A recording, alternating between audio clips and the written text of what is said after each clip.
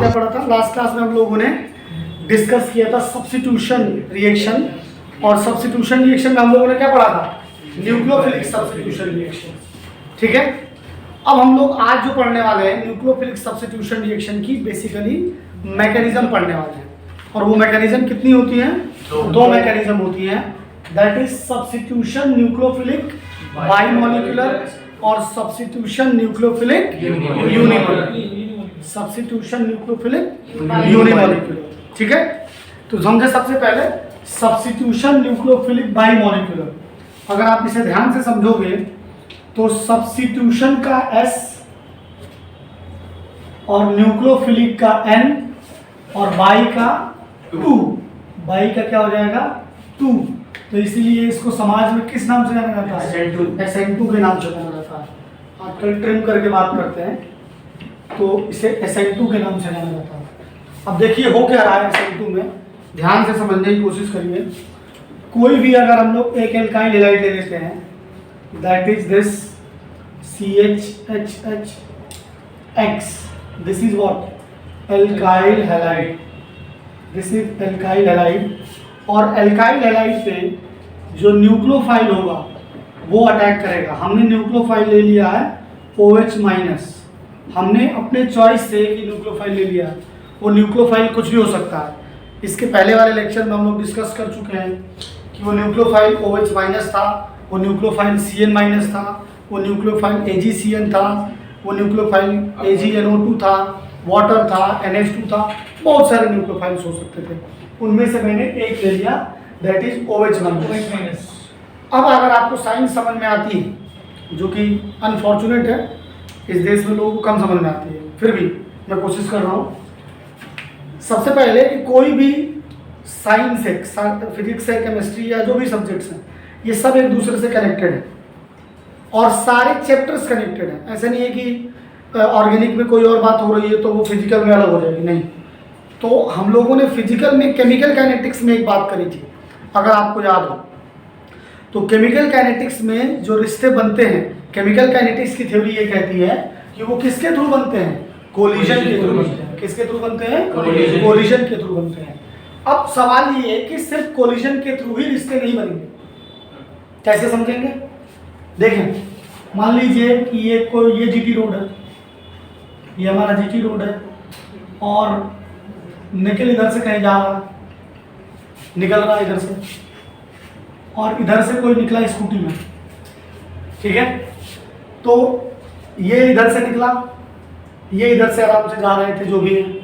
इनकी नज़र इसके ऊपर नहीं पड़ी, लेकिन ये तो ढूंढ रहा था, इसकी पड़ गई, इसकी पड़ गई। ये पूरा छोड़ गया है जहाँ तक जा सकते थे, रुक गया निगाह में। लेकिन ये कोलिजन जो था, क्योंकि वो तो निकल गया, उनको तो इंटरेस्ट ही नहीं था, इस कोलिजन से बॉन्ड का फॉर्मेशन नहीं होगा। इस कोलिजन से बॉन्ड का फॉर्मेशन नहीं होगा। उस कोलिजन से होगा जो बॉलीवुड की पिक्चरों में होता है, मतलब हिंदी सिनेमा में जो दिखाया जाता था, खास करके बॉलीवुड में, कि वो लड़का, मतलब क्या होता है कि लड़का उधर कॉलेज से निकल रहा है, लड़की जल्दी जल्दी में जा रही है, दोनों टकरा गए। टकराने के बाद किताबें गिर गई, और किताबें गिरने के बाद जो किताबें उठा रहे हैं, फिर एक दूसरे से जो इंफॉर्मेशन शेयर हो रहा, वो कोलिजन, और that collision is called effective collision. That collision is called effective collision. That collision is called effective. तो that collision is called effective collision, कि भाई बातचीत होना चाहिए तभी जाके कुछ हो पाएगा। बात समझ में आ रही है? अब अगर आपको केमिकल काइनेटिक्स याद हो, उस इफेक्टिव कोलिजन में जरूरी है दो बातें।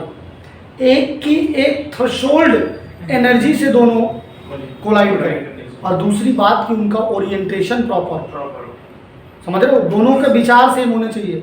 अब ऐसा नहीं है कि एक भाई को पसंद करता है तो एक शाहरुख खान को, तो अपोजिट पोल हो जाएंगे, नहीं मिलेंगे। कि तुम आयरन मैन की बात कर रही है, वो सुल्तान की बात कर रही है, तो फिर गड़बड़ हो जाएगा, फिर गड़बड़ हो जाएगा। तो यहाँ पर वही चीज़ हो रहा है, जो बात हमने बताई, ये पूरी कहानी इस टॉपिक से रिलेट करती है। यहाँ पर आप देखोगे तो आप देखोगे कि एक्स के पास लोन पेयर, एक्स के पास लोन पेयर है, हेलोजन के पास 3 लोन पेयर्स होते हैं, और लोन पेयर्स बेसिकली इलेक्ट्रॉन है, और इलेक्ट्रॉन के ऊपर क्या होता है? चार्ज, नेगेटिव चार्ज होता है। तो जो न्यूक्लियोफाइल आएगा, that nucleophile will not attack from the front side, because front side से अगर अटैक करेगा तो रिपल्शन हो जाएगा। क्या हो जाएगा? रिपल्शन हो जाएगा। तो जो बॉन्ड ब्रेक होने की जो पॉसिबिलिटी है वो कम हो जाएगी, क्योंकि ओरिएंटेशन गलत है। दैट्स वाई ये सवाल पेपर में पूछा जाता है कि SN2 रिएक्शन जो होती है उसमें न्यूक्लियोफाइल कहाँ से अटैक करता है? बैक साइड से। कहाँ से अटैक करता है? बैक साइड से अटैक करता है। ठीक है, तो ये कहानी याद होनी चाहिए आपको। अब होता क्या है? होता ये है कि जैसे जैसे न्यूक्लियोफाइल इस कार्बन के करीब जाता है वैसे वैसे ये X जो होगा वो क्या होगा? दूर जाएगा। भाई जिंदगी का रूल है, जैसे जैसे नया आएगा पुराना जाना ही पड़ेगा। तो जैसे जैसे OH माइनस नया रिश्ता बनना चालू होता है वैसे वैसे पुराना रिश्ता टूटना चालू होता है। बात समझ में आ रही नहीं आ रही? यानी जैसे OH इधर आएगा ये X जो होगा वो कुछ देर बाद क्या हो जाएगा? X हो जाएगा। क्या हो जाएगा? X हो जाएगा। समझे? ध्यान से समझे। होगा क्या कि जैसे ये OH माइनस इधर आएगा और ये वाला बॉन्ड उधर जाएगा, एक स्टेज ऐसा आता है जब ये कार्बन बेचारा वो हो जाता है कि यार इसको छोड़ना नहीं है, क्योंकि इसके साथ इतने साल रहे हैं तो ये तो अच्छा है ही है, और ये नया आ रहा है तो ये भी अच्छा है। तो यहाँ पर ये अपने लिमिट को पुश करता है और उसी फेज को हम लोग क्या कहते हैं? Transition phase. यहाँ पर ट्रांजिशन होगा। यहाँ पे क्या हो रहा है? ट्रांजिशन। एक विचारधारा से दूसरे विचारधारा के साथ जा रहे हैं। ठीक है, अब होगा क्या? धीरे धीरे करके X दूर चला जाएगा, इसके ऊपर नेगेटिव, और OH जो आएगा वो इसके क्या जाएगा? करीब आ जाएगा। क्या जाएगा? करीब आ जाएगा। ये जो स्टेज होगी वो क्या कहलाएगी? ट्रांजिशन स्टेट कहलाएगी। क्या कहलाएगी? ट्रांजिशन स्टेट कहलाएगी। Is that clear? ये ट्रांजिशन स्टेट जो है बहुत कम समय के लिए आती है, कुछ फ्रैक्शन ऑफ सेकेंड्स के लिए आती है, और उसके बाद जाहिर सी बात है कि इस कार्बन ने डिसाइड कर ही रखा है कि इसको बाहर निकाल देना है और इसके साथ आ जाना है। तो क्या होगा? जो OH माइनस होगा वो आके अटैच हो जाएगा, और X माइनस जो होगा वो बेचारा क्या हो जाएगा? अलग हो जाएगा। Here X minus is the what? X minus क्या है? X माइनस लीविंग ग्रुप है। बस X याद रह गया। X माइनस क्या है? लीविंग एक लीविंग ग्रुप। ये हमारा क्या कर जाएगा? लीव कर जाएगा। अब आपको एक बात और ध्यान से समझनी है, उसे समझने के लिए और अपना इमेजिनेशन बहुत जरूरी है। आजकल लोग ग्राफिक्स से समझते हैं, बुद्धि खुद की क्या हो जाती है। खुद के इमेजिनेशन में ग्राफिक्स जनरेट करें, क्योंकि अल्बर्ट आइंस्टाइन क्या कहते हैं कि imagination is more important then knowledge. If this is the carbon, और ये पहले वाला X है, ब्लैक वाला क्या है? X है। अब देखो हो क्या रहा है इसमें, और this red one is the nucleophile OH minus. तो जैसे जैसे OH माइनस इधर आता है वैसे वैसे ये मॉलिक्यूल घूमने लगता है, वैसे वैसे ये मॉलिक्यूल क्या करता है? घूमता है। देखिएगा ध्यान से, जैसे जैसे ये करीब आएगा ये मॉलिक्यूल ऐसे घूमेगा, और फिर ये रेड वाला ब्लैक वाला निकल जाएगा और रेड वाला आके जुड़ जाएगा। इस ड्यूरेशन में ये पूरा मॉलिक्यूल रोटेट कर रहा है, और that's why SN2 reaction goes through what? Inversion. SN2 reaction किसके थ्रू जाती है? इन्वर्जन के थ्रू जाती है। Is that clear? अब यहाँ पे ध्यान देना कि इस वाले जो मॉलिक्यूल में, मैं पहले से बता दे रहा हूँ कि यूट्यूब पे कई लोग ज्ञान देंगे फालतू का, इस वाले मॉलिक्यूल में मैंने कायरल कार्बन नहीं लिया है, तो समटाइम्स इन्वर्जन को नहीं भी दिखाएंगे, लेकिन मैं इनिशियल फेज पे पढ़ा रहा हूँ तो मैं आपको पहले ही बता दे रहा हूँ कि इन्वर्जन होता है। वो इन्वर्जन लेकिन तभी दिखेगा जब मॉलिक्यूल क्या हो? Chiral. We will discuss in optical isomerism. ठीक है, क्योंकि कम ज्ञान वाले ज़्यादा हैं यूट्यूब पे। समझे ध्यान से कि इंटेंसिटी क्या है, वो चीज़ को समझना पड़ेगा। क्लियर हो गया? अब इस पूरे ड्यूरेशन, इस पूरे रिएक्शन में एक बात आपको समझ में आनी चाहिए, ये रिएक्शन सिर्फ और सिर्फ एक ही स्टेप में होगी। That's why this reaction is one step mechanism. ये रिएक्शन एक एलिमेंट्री रिएक्शन। क्या है? Elementary reaction. हम लोगों ने केमिकल काइनेटिक्स में पढ़ा था। दूसरी बात क्या हुई कि reaction goes through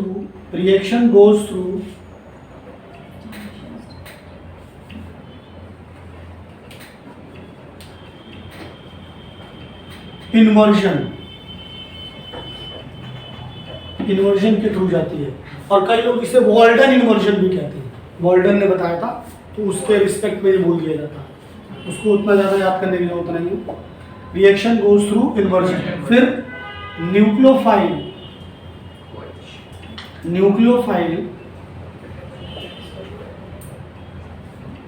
attack from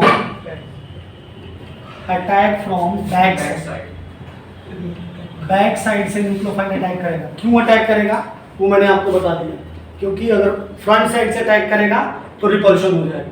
proper orientation होना जरूरी है, प्रॉपर ओरिएंटेशन होना जरूरी है। फिर अगर हम लोग इस रिएक्शन के लिए रेट लिखना चाहते हैं तो रेट क्या हो जाएगी, ये देखिए न्यूक्लियोफाइल और ये हमारा एल्काइल हैलाइड है, तो KOH माइनस और CH3X। अब जो पावर होती है वो पावर किससे डिसाइड होती है, पावर प्रैक्टिकली डिसाइड होती है। अगर आपको केमिकल काइनेटिक्स आती हो तो यहाँ पर रिसर्च में ये देखा गया कि ये पावर क्या है, 1 है। ये पावर क्या है, 1। Is that clear? तो यहाँ से क्या पता चल रहा है कि जो ऑर्डर हो जाएगी, ऑर्डर ऑफ SN2 जो हो जाएगी वो क्या हो जाएगी, 1 + 1, इसे जोड़ देंगे, दैट इज 1 + 1। तो सेकेंड ऑर्डर रिएक्शन, कौन सी रिएक्शन है, second order reaction. Is that clear? एक एक लाइन पे क्वेश्चन पूछा जाता है पेपर में, स्टेटमेंट वाइज सवाल आएंगे, आपको ध्यान देना होगा।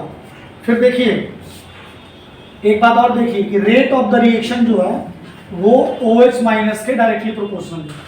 It's means that rate depends on concentration of nucleophile. Rate depends on concentration of nucleophile. यहाँ पे कुछ इस तरीके से है, देखो जैसे कि वो अम्ब्रेला वाला कॉन्सेप्ट है ना, जब आप अम्ब्रेला लेके जा रहे हो, बहुत तेज हवा चल रही है, तो हम इसको ऐसे पकड़े हुए हैं और वो जस्ट उल्टा पलट जाता है, दूसरे साइड चला जाता है, तो ऐसा कुछ हो रहा है इन्वर्जन। अगर आप इस चीज को ध्यान समझें, पिक्चर में ज्यादा दिखाते हैं, जब हीरोइन लेके जा रहे हो तो जरूर पलटता है। ठीक है, ये क्रिएटिविटी है बॉलीवुड की, इतना ही कर पाते हैं बस। क्रिएटिविटी के नाम पे दिखा पाते हैं कि जो ये ट्रांजिशन स्टेट है ये आपका अनस्टेबल होगा। अगर आप इसे ध्यान से देखोगे तो कार्बन 4 से ज़्यादा बॉन्ड बनाने की कोशिश कर रहा है, तो ये ट्रांजिशन स्टेट ज़्यादा समय के लिए नहीं आएगा, 10⁻⁻12 सेकेंड्स। ट्रांजिशन स्टेट यही होते हैं, ट्रांजिशन स्टेट रियल लाइफ में भी ऐसे ही होते हैं कि आपको बहुत जल्दी डिसीजन लेने पड़ते हैं, जल्दी, उसके बाद फिर लाइफ बदल जाती है। ठीक है। अब अगर हम लोग बात करें रिएक्टिविटी ऑर्डर की, कि जो आपके एल्काइल हैलाइड्स हैं उन एल्काइल हैलाइड्स की रिएक्टिविटी कैसे वैरी करेगी आपके किस में, SN2 के लिए। तो अगर हम लोग क्या करें, रिएक्टिविटी ऑर्डर की बात करते हैं, और रिएक्टिविटी ऑर्डर में जो हैलोजेंस हैं वो क्या है, हैलोजन सेम रहेंगे, हैलोजेंस में नहीं बदल रहा हूँ। फिर रिएक्टिविटी ऑर्डर क्या होगी उसे समझने की कोशिश करते हैं। देखिए मान लीजिए कि हमने ले लिया आपका एक CH3X, या ले लिया CH2X, ले लिया CH3X और CH3X। Is that clear? अब अगर आपको ध्यान देना होगा कि जिस कार्बन से X लगा हुआ है वो कार्बन अगर एक ही कार्बन से डायरेक्टली जुड़ा हुआ है, इसके बाद क्या लगा हुआ है हमें से कोई लेना देना नहीं, दिस इज 1 डिग्री एल्काइल। और इस कार्बन से 2 कार्बन डायरेक्टली लगे हुए हैं, then this is 2 degree alkyl. और इससे 3 लगे हुए हैं, इसका मतलब this is 3 degree alkyl. This is what, degree alkyl. अब अगर मैं 3 डिग्री एल्काइल हैलाइड को जरा अच्छे से ओपन करके लिख देता हूँ, बढ़िया से देखिएगा जरा कि 3 डिग्री एल्काइल हैलाइड को कुछ हमने ऐसे ओपन करके लिख दिया।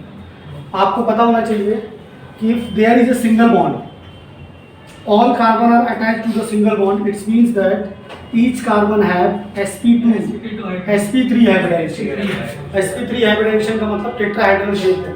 ये सारे के सारे मॉलिक्यूल क्या हैं, 3D। अब ये बोर्ड 2D में है तो आपको 3D में नहीं दिखेगा, हैरी पॉटर वाला बोर्ड नहीं जो ऐसे करके बाहर दिखा देंगे। बात समझ पा रहे हैं आपको? अब देखिए ध्यान से समझिए। अब रिएक्टिविटी इस मॉलिक्यूल में समझने के लिए वापस हमें निकिल को समझना पड़ेगा। निकिल के जीवन से हम लोग पूरी बातें सीखेंगे, ठीक है। ये निकिल और ये आपका क्या है, ये इसके मम्मी पापा, ठीक। अब निकिल जो है बचपन से अपने मम्मी पापा से बहुत प्यार करता था, कोई प्रॉब्लम नहीं थी इसके जीवन में, ठीक है। अब हुआ क्या कि निकिल के जीवन में कोई आ गया, बड़ा हो गया, अभी स्कूल जाने लगा, अंग्रेजी माध्यम वाले स्कूलों में, तो वहाँ पे कोई अंग्रेजी बोलने वाला आ गया, इसको पसंद आ गया। अब क्या हुआ, इनके बीच में रिश्ता बनना चालू हो गया। तो जैसे ही इनके बीच में रिश्ता बनना चालू हुआ, इन लोगों के बीच का जो स्ट्रॉन्ग बॉन्ड है वो ब्रेक होना चालू हो गया। बात समझ में आ रही नहीं आ रही?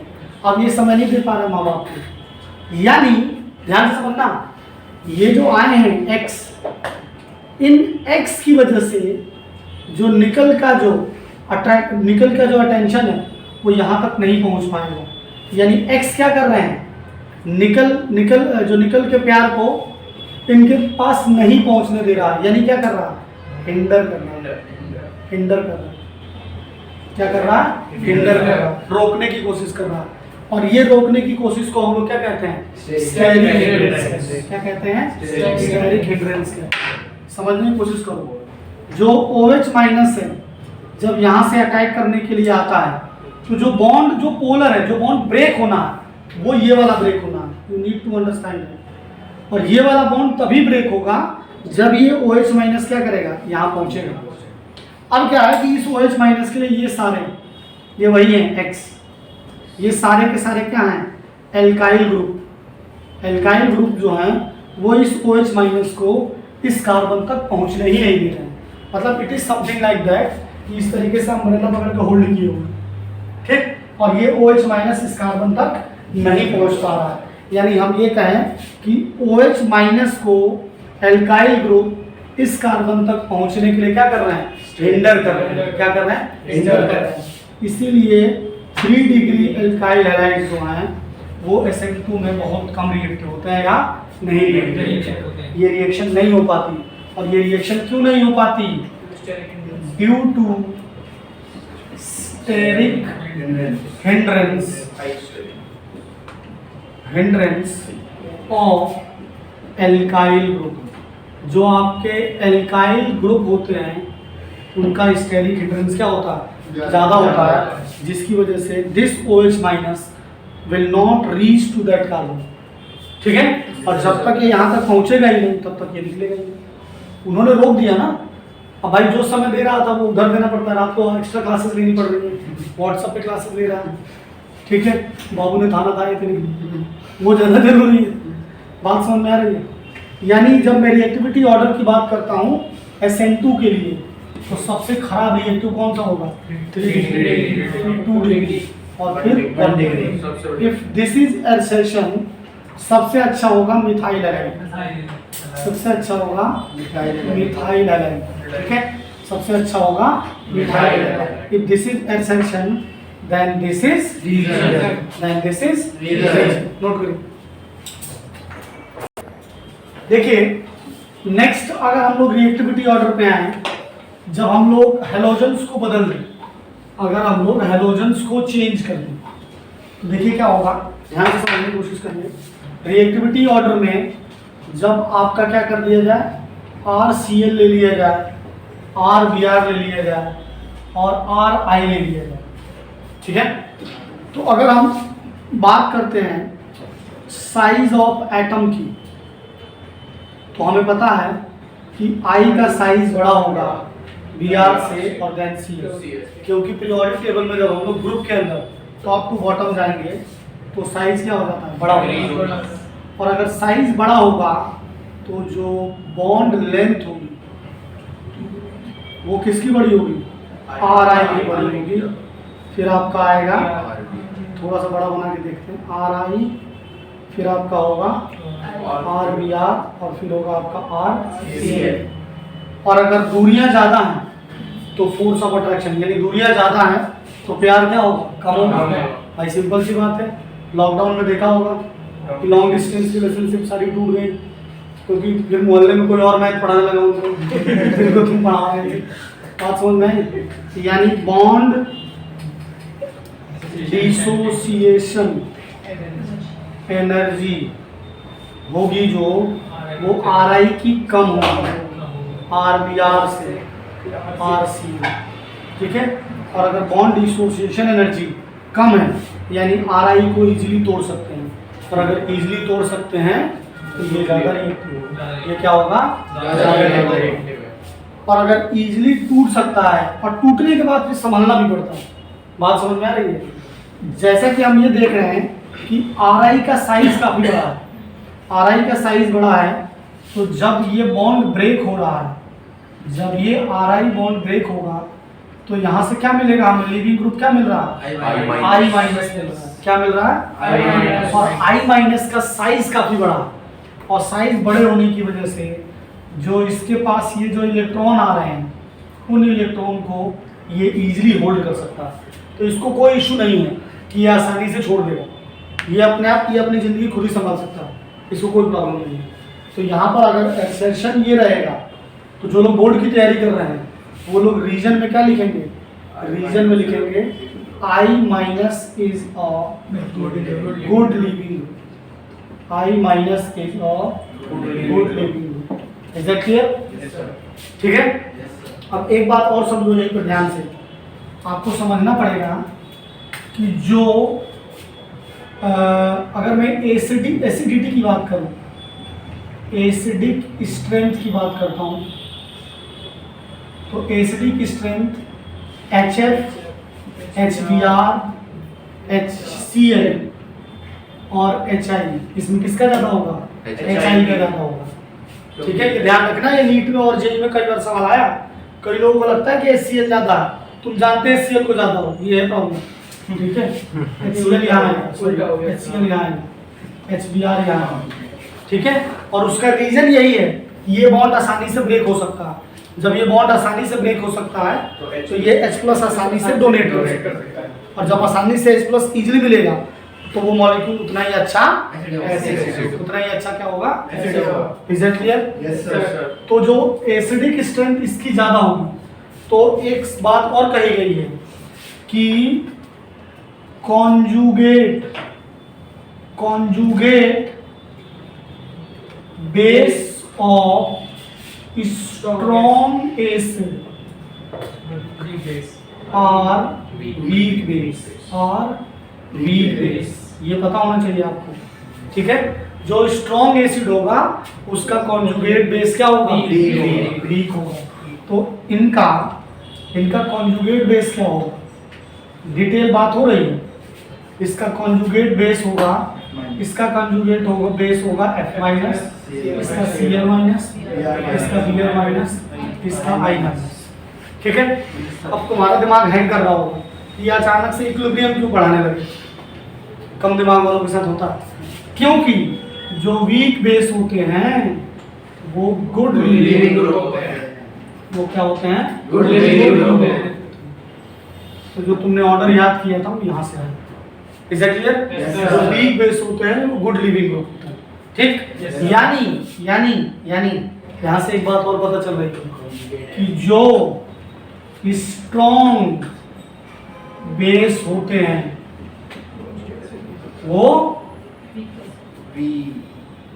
क्या होते हैं? वो गुड न्यूक्लियोफाइल होते हैं। वो क्या होते हैं? गुड न्यूक्लियोफाइल, वो बहुत अच्छे न्यूक्लियोफाइल होते हैं। यानी वो क्या रहा है, समझ रहे हो यहाँ पे? जो स्ट्रॉन्ग बेस है वो वीक बेस को सब्स्टिट्यूट कर देगा, मतलब रियल लाइफ है बिल्कुल। जो कमजोर होगा उसको निकाल दिया जाएगा, सीधी सी बात है। स्ट्रॉन्ग वाला ही डोमिनेट कर रहा है। बात समझ में आ रही है? देखिए, अब आप लोगों को पता होगा कि कई बार क्या होता है कि जैसे परफॉर्मेंस जो होती है वो माहौल पे डिपेंड करती है, कि अगर माहौल अच्छा हुआ तो कोई जो कमज़ोर आदमी होता है वो अच्छा परफॉर्मेंस दे जाता है। मैं कहा जाता है कि यार जैसे लोग हुआ कि आज से बहुत साल पहले इवोल्यूशन चल रहा था, तो इवोल्यूशन में लोग गांव से शहरों के पास थे, और यहाँ माहौल मिलता, यहाँ बढ़िया मतलब माहौल मिलेगा और बच्चे बहुत आगे जाएंगे, फिर ज़्यादा ही माहौल मिल गया मोबाइल पे मिल गया, हाँ फिर धुआं ही धुआं हो गया। सही बात है, ठीक है। तो ये भी रिएक्शन जो है वो क्या थी, ये रिएक्शन भी अगर इस रिएक्शन को अप्रोटिक पोलर सॉल्वेंट मिल जाए, क्या मिल जाए, aprotic polar solvent, aprotic polar solvent अगर मिल जाते हैं तो अप्रोटिक पोलर सॉल्वेंट की प्रेजेंस में ये रिएक्शन जो होगी वो और भी अच्छी हो जाएगी, ठीक है। सॉल्वेंट किसी भी मॉलिक्यूल को एक तरीके से माहौल के हिसाब से मानो कि माहौल अच्छा होगा, आसपास पॉजिटिविटी होगी, मतलब ऐसे लेके चले अगर हम, तो वो रिएक्शन के कंटेंट को, जो रिएक्शन में जो प्रोडक्ट का कंटेंट होगा, इल्ड होगी, कंटेमिनेशन होगा या कंसंट्रेशन होगा, वो बढ़ जाएगा। अब सवाल ये है कि अप्रोटिक पोलर सॉल्वेंट कौन से होते हैं। अप्रोटिक का मतलब कि H+ जिनसे नहीं मिल पाएगा या आसानी से नहीं मिल पाएगा। आसानी से इसलिए नहीं मिल पाएगा कि इन मॉलिक्यूल्स के अंदर जो हाइड्रोजन एटम होगा, इन मॉलिक्यूल्स के अंदर जो हाइड्रोजन एटम होगा वो ज़्यादा इलेक्ट्रोनेगेटिव एलिमेंट से नहीं जुड़ा होगा, क्योंकि प्रोटॉन हमें तभी मिलता है जब जो बॉन्ड है वो पोलर हो जाए। वो रिश्ता जो है खास करके H+ वहाँ से आसानी से निकलता है जहाँ पर दोनों एटम्स के बीच का जो बॉन्ड बन रहा है वो ज़्यादा पोलर है, वो ज़्यादा पोलर। तो अगर इलेक्ट्रॉन और पोलरिटी किस बात पर डिपेंड करती है, इलेक्ट्रोनेगेटिविटी डिफरेंस के ऊपर, कि अगर इलेक्ट्रोनेगेटिविटी का डिफरेंस ज़्यादा होगा तो पोलरिटी ज़्यादा होगी और रिश्ता टूट जाएगा, टॉक्सिसिटी ज़्यादा होगी ना। पोलर होने का मतलब क्या है, दोनों के विचार बदल रहे हैं। इनने सुबह उठे, मैं कॉफ़ी पीऊँगा नहीं, मैं चाय पीऊँगी, खत्म। सुबह जैसे टॉक्सिसिटी चालू हो गई और जैसे ही टॉक्सिसिटी चालू फिर आगे जाके धीरे धीरे वो जो बॉन्ड स्ट्रॉन्ग लग रहा था शुरुआत में वो ब्रेक होना चालू हो जाएगा। डिफरेंट ओपिनियन ही तो है पोलरिटी। बात समझ पा रहे हैं, समझ पा रहे हैं कि वो जहर लेवल की बात है, रियल लाइफ एग्जाम्पल है। तो अप्रोटिक सॉल्वेंट वो होते हैं, are those molecules in which hydrogen does not attach to highly electronegative electronegative element. इसका एग्जांपल है क्या, DMF। अब समझते हैं DMF। अब DMF में खुद में ही याद करना। वैसे इस टॉपिक को मतलब अगर आप नीट लेवल की बात करें या मेंस लेवल पे बहुत ज़्यादा एग्जॉजरेट करने की जरूरत नहीं है, समझने की बात है कि हम लोग समझ रहे हैं। आपको सिर्फ इनके नाम याद रखने हैं, DMF, DMSO, ऐसे 3-4 नाम हैं। उन 3-4 नाम को देखते ही आँख बंद करके SN2 इन्वर्जन होगा। अगर तुम्हें रिसर्च नहीं करना है तो, और इन एग्ज़ाम्स की तैयारी करते समय आपको रिसर्च करनी भी नहीं चाहिए। जब आप बहुत जैम और नेट लेवल की बातें करें तो फिर आप रिसर्च करें, क्योंकि इससे आगे आप जाके इससे पैसे कमाएंगे सब्जेक्ट से। या टीचर बनना हो तो करो, या तो फिर समझ रहे हो ना। यहाँ पे मुझे लगता है कि बहुत ज़्यादा नहीं घुसना चाहिए, लेकिन मैं समझा दे रहा हूँ तुम्हें। जैसे एक एग्जाम्पल ले लें हम लोग, दैट इज व्हाट, DMF को ले लेते हैं। DMF को अगर लें तो DMF क्या होता है, DMF है आपका NN डाइमिथाइल फॉर्मामाइड, ठीक है, फॉर्मामाइड। अब इसको कैसे याद रखेंगे, याद रखना सबसे भारी काम है। तो इसके तो DMF क्या होता है, DMF होता है NN डाइमिथाइल फॉर्मामाइड। तो उसके लिए आपको फॉर्मेल्डिहाइड पता होना चाहिए, फॉर्मेल्डिहाइड। और फॉर्मेल्डिहाइड क्या होता है, फॉर्मेल्डिहाइड होता है आपका HCHO, तो बहुत ही इंपॉर्टेंट कंपाउंड है एल्डिहाइड के लिए। तो अगर इसके स्ट्रक्चर को ओपन कर दें तो इट्स जस्ट लाइक दिस। अब इसमें जो ये हाइड्रोजन हटा दीजिए और इस हाइड्रोजन को हटाकर नाइट्रोजन लगा के और उससे CH3 लगा दीजिए, it's like this. And this is what, this is DMF। और इसमें जो हाइड्रोजन लगा है वो बहुत ही कम इलेक्ट्रोनेगेटिव एलिमेंट कार्बन से लगा हुआ है। इस तरीके से DMF भी है, DMSO भी है, और भी कंपाउंड्स हैं जो कि DMSO हो गया। तो DMSO होता है आपका DMSO, that is dimethyl sulphoxide. इतना डिटेल में जाना नहीं, आपको सिर्फ ये याद रखना है, मैं बता दे रहा हूँ लेकिन इतने डिटेल में आपको जाना नहीं है, सिर्फ आपको नाम याद रखना और इन नाम के आते ही आंख बंद करके एसेंस। और जब ये नाम दिए होंगे तो आपसे बेसिकली इन्वर्जन की बात करी गई, स्टीरियो की बात करी गई, अगर मतलब बहुत ही ज़्यादा डीप में जाते हैं। और जो लोग नीट की तैयारी कर रहे हैं वो लोग जेई मेंस और एडवांस के ऑब्जेक्टिव जरूर करें, कई क्वेश्चन वहाँ से सीधे उठ के आ जाते हैं। जो पुराने जेई एडवांस के क्वेश्चंस हैं वो आपके जेई नीट में सीधे सीधे आते हैं, इवन जेई मेंस में भी आते हैं। ठीक है, अगर मैं एग्जांपल भी ले लूँगा इसका, तो DMSO है आपका ये, that is S double bond O CH3 CH3। Next है आपका क्या, नेक्स्ट है आपका DMA, नेक्स्ट है आपका DMA। ठीक है, DMA क्या होता है, DMA है आपका dimethyl acetamide, acetamide, dimethyl acetamide. और ये बिल्कुल वैसे ही है जैसे फॉर्मेल्डिहाइड से हमने बनाया था पहले वाला, वैसे ही इससे बनेगा। कैसे, ये है आपका एसिटिल्डिहाइड, दिस इज एसिटिल्डिहाइड। अब इस एसिटिल्डिहाइड में ये वाला हटा दो और इसकी जगह लगा दो CH3 CH3। ठीक है, एक होता है आपका,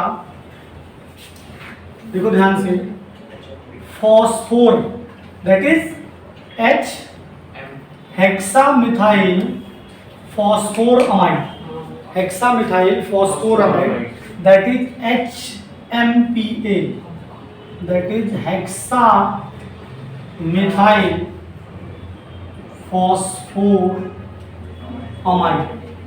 देखिए ये थोड़ा स्ट्रक्चर आपको ध्यान से समझना पड़ेगा।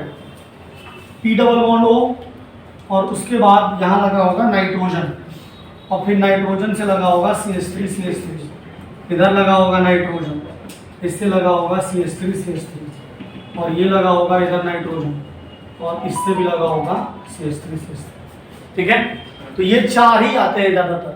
इन चारों के नाम देखते ही आपको आंख बंद करके क्या करना, inversion, that is essential, that is essential. Note कर कि आखिर इससे हो क्या रहा है। इतनी देर से हम लोग इतना सारा बैकग्राउंड क्रिएट कर रहे हैं कि ये माहौल बना रहा है, इस माहौल में जो है एसेंटुएशन बहुत अच्छी होने वाली है। क्यों होने वाली है ये बात समझने के लिए, जैसे कि मान लीजिए अगर आप CH3Br की रिएक्शन कराते हो NaOH से और किसकी प्रेजेंस में करा रहे हो, मान लो कि DMF या DMSO की प्रेजेंस में करा देते हैं, कोई भी ले लीजिए, उससे कोई दिक्कत नहीं। तो हो क्या रहा है बेसिकली, यहाँ से न्यूक्लियोफाइल OH माइनस आएगा और that OH minus will attack on this carbon and this Br will leave.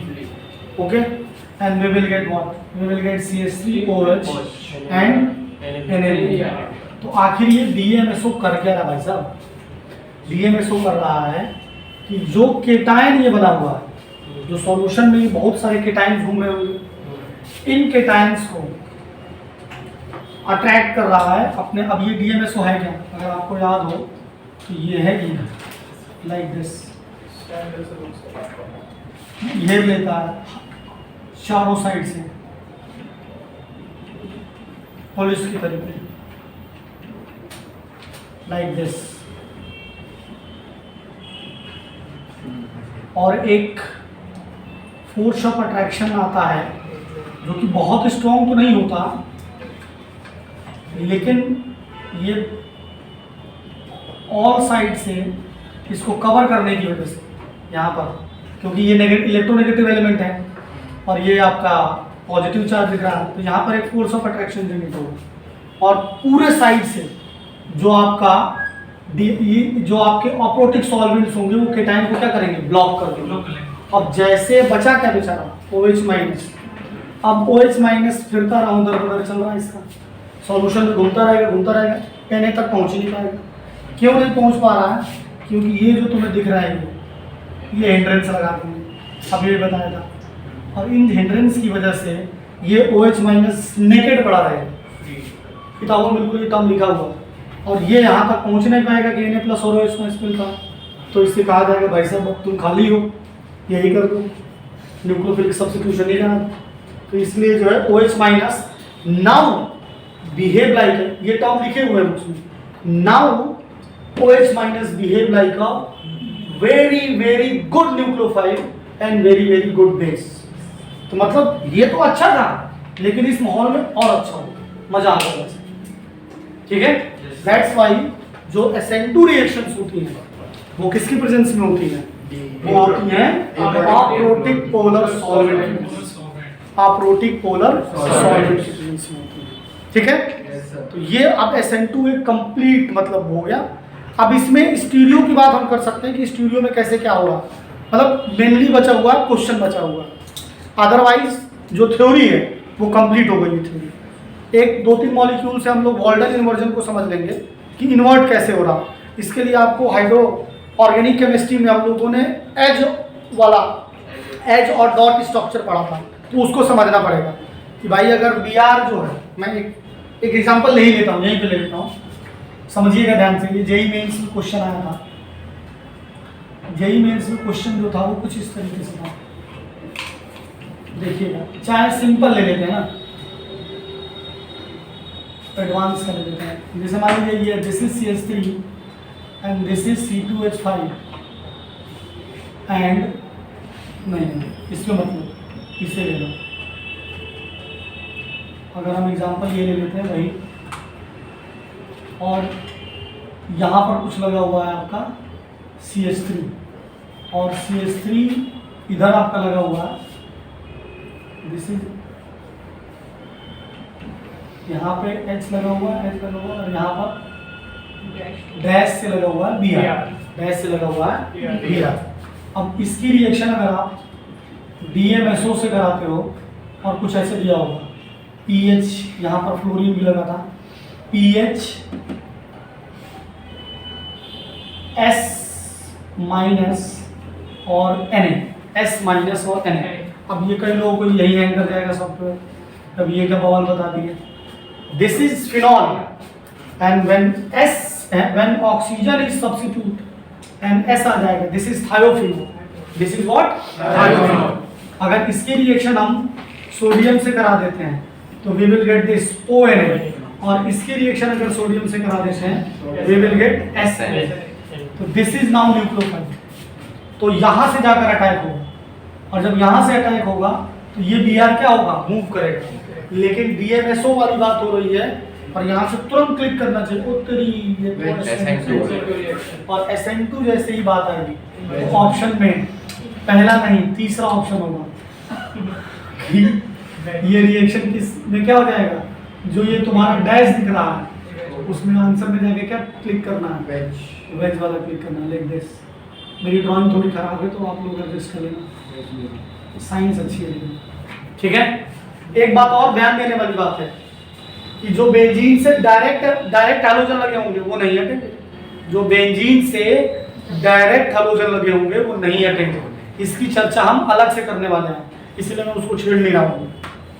ठीक है, बिकॉज हम लोग इसी चैप्टर में पढ़ने वाले हैं कि aryl halides are very less reactive towards nucleophilic substitution.